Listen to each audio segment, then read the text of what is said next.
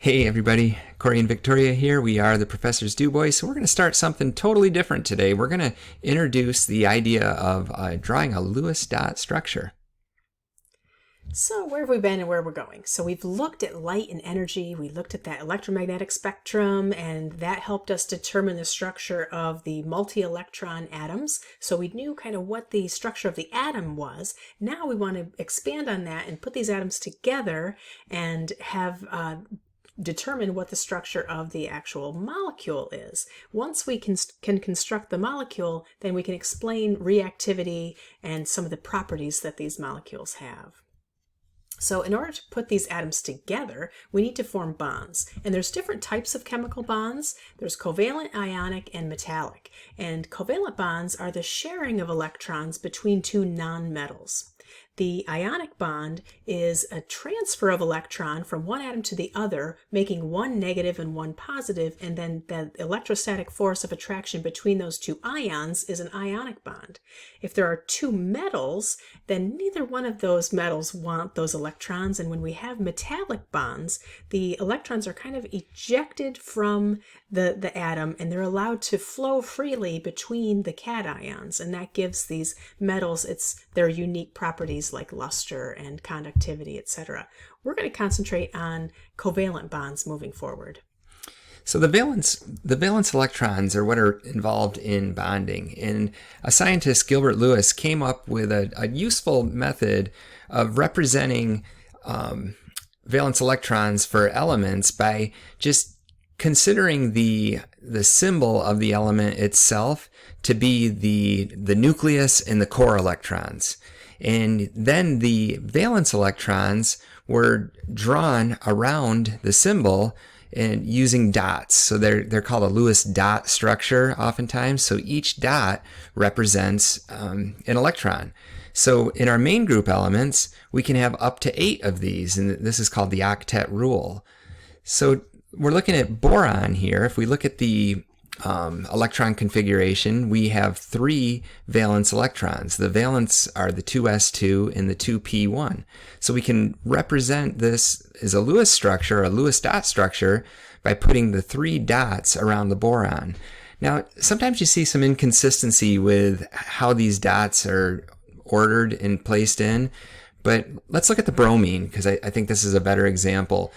The bromine has 7 valence electrons. You can see the 4s2 and the 4p5. So we have 7 total. And notice how they're drawn in pairs around the bromine in the different quadrants. So that's there you go. That's kind of important. What we don't do is we don't put all 7 at the top. We don't make a circle of dots around there. We put them as pairs. And sometimes you'll see them paired early. Sometimes they'll put one on the top and kind of work their way around and then start pairing them. That isn't really crazy important. As long as you don't, just put all 7 in one location. You're going to see a lot of examples of these, and I think it'll make more sense with more examples.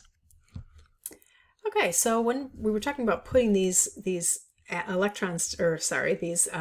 atoms together in molecules. So if you draw your Lewis dot structures of your atoms, then you can start piecing them together and you can see how they can share electrons and form a bond in between. Now, bonds are pairs of electrons, so they're sharing 2 electrons to make a bond. So here we have hydrogen, and hydrogen just has its 1 electron, so we put 1 electron in one of the quadrants. Fluorine has 7 valence electrons, so it has 3 pairs, and we call those lone pairs. So if they are alone on one quadrant of the atom, then they are called lone pairs, but it also has 1 unpaired electron here. And if you can imagine putting these 2 together, you can see that those 2 electrons, one from hydrogen and one from fluorine, can be shared and form 1 bond. And you can represent those with 2 dots, or more commonly, we represent it with a single line here, like a 1 line between them. That represents 2 electrons in a shared covalent single bond. Now, it's important to talk about the octet and the octet rule here, I think, because by sharing that electron, fluorine now has 8 electrons, or that full orbital. and that's really important. And we call that an octet because there are 8. Well, hydrogen actually has a full orbital as well, because hydrogen only has the 1s orbital, and that can only hold 2 electrons. So by sharing with the fluorine, it has a full shell. A full shell. Yep, the first shell has only 2 electrons. So here's some terminology that we want you to know. Central atoms are bonded to 2 or more other atoms. So they're in the center and they have more than one atom attached to it. Terminal atoms are the outside atoms, and they only have bonds attached to one other atom. Notice how I didn't say they only have single bonds. They can have more than one bond, but it will only be to one other atom. So they're on the outside. We have single bonds that are just one bond and it's 2 electrons, and we call that one bonding pair. We also call it a sigma bond, and that's what I have down here. Sigma bond has the sigma symbol. And we already talked about the lone pairs. The lone pairs you can see on this chlorine. We also have double bonds, and there are triple bonds as well. A double bond has 2 bonding pairs of electrons, so that means there are 4 electrons in between those 2 carbon atoms, and one of them is a sigma bond. The first bond is always a sigma, and it also has 1 pi bond. So the second one would be a pi bond. If we had a triple bond, the third would also be a pi bond. So there's a couple rules here. We'll call them constants. Hydrogen can only have 1 bond. Hydrogen has 1 electron. It can share that electron, form a single bond, and that's it. So these are just some things you want to put in the back of your mind when we start drawing these structures. This one's really, really important. Terminal halogens. Okay, remember terminal, they're not a central atom. They're only bonded to one thing. They're usually on the outside. They'll only form single bonds. This is very critical moving forward. The period 2 elements, they can have at most 4 bonds connected to them, and that makes 4 bonds would be 8 electrons, and that's the octet. So they cannot expand on this octet. Halogens can be central atoms in which they can make more than 1 bond, but if they are on the outside, if they're terminal, they'll only form the 1.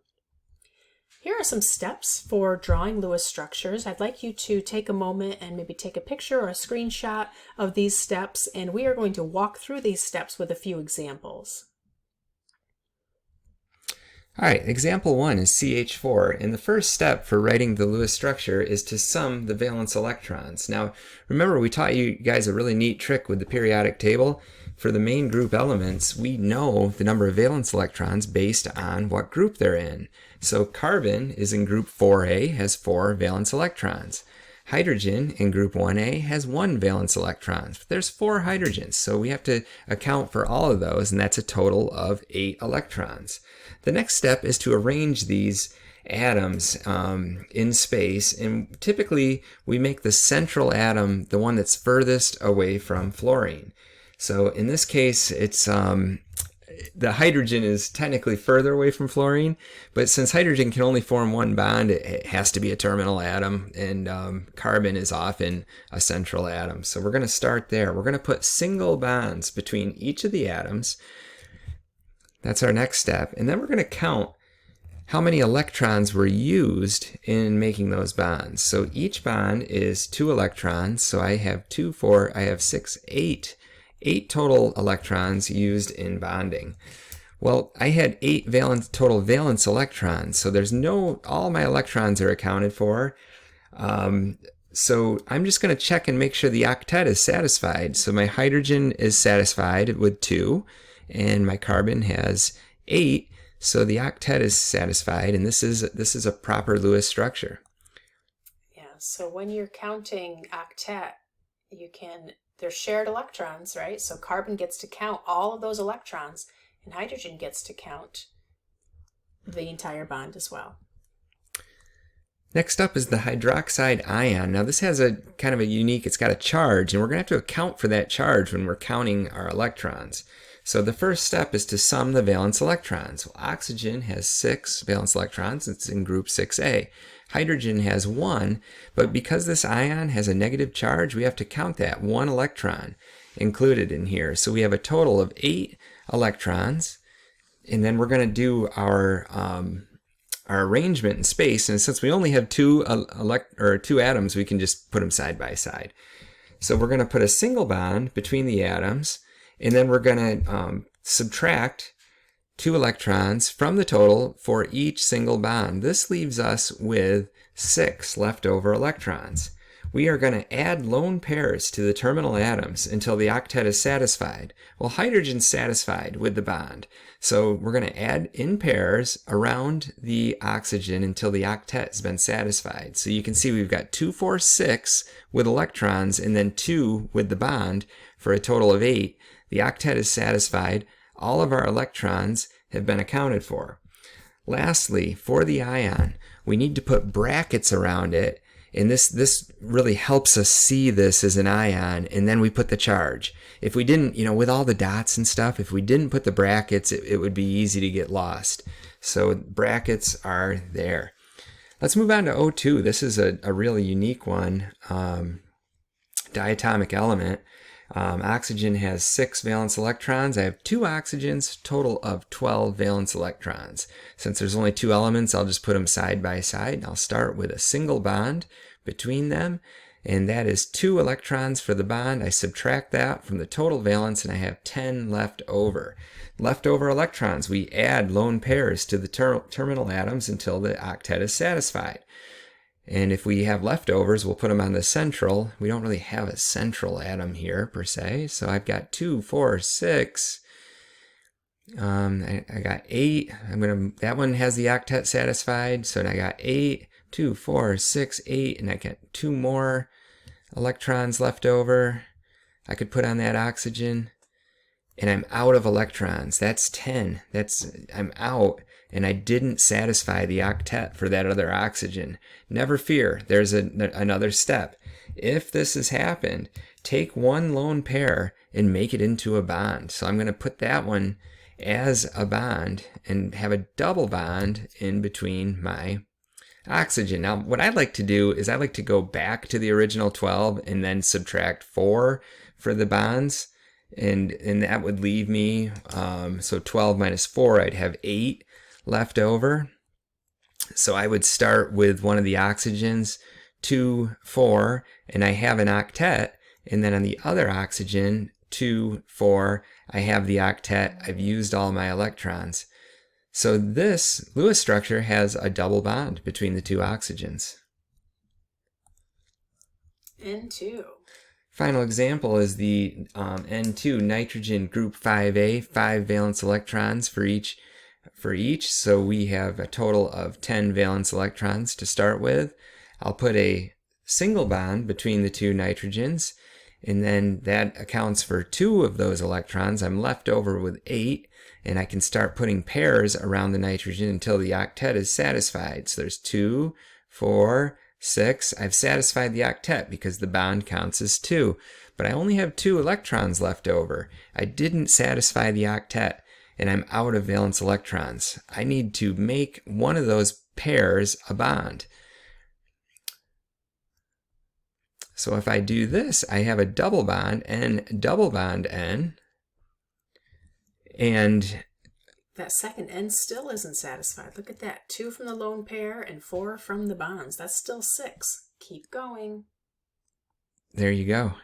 We'll make that one a bond.